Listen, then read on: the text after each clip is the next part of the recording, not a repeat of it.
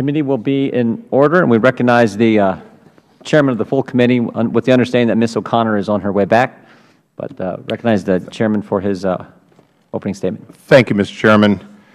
And I took special note of your hearing today. The series of hearings you've held really are critical to a full and complete understanding of the scope of the injustice going on before, during, and after the discovery of the IRS targeting of 501c4 groups. Today's panel is an excellent panel, and I look forward to hearing all of their testimony.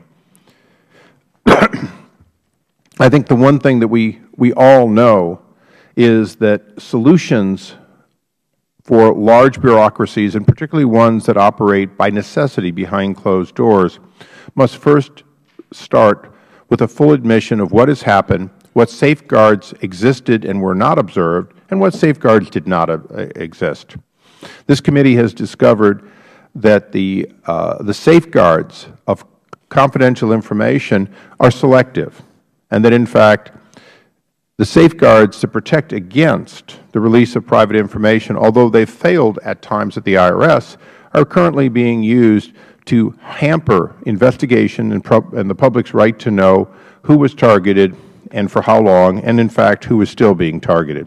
I know tomorrow you will have a list of groups, both nonprofit 501c3s and 501c4s, all of whom are opposed to the very selective partisan change that the President has proposed.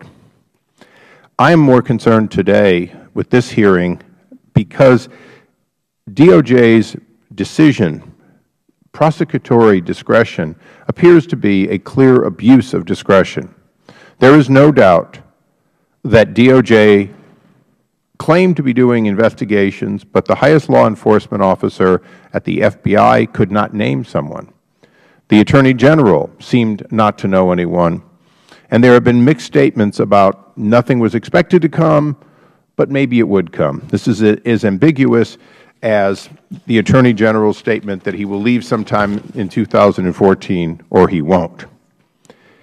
I believe that our committee has, and with your leadership, Mr. Chairman, has an absolute responsibility to make sure that the Department of Justice reconsiders their investigations and their possible prosecutions of people who abused the trust of the American people.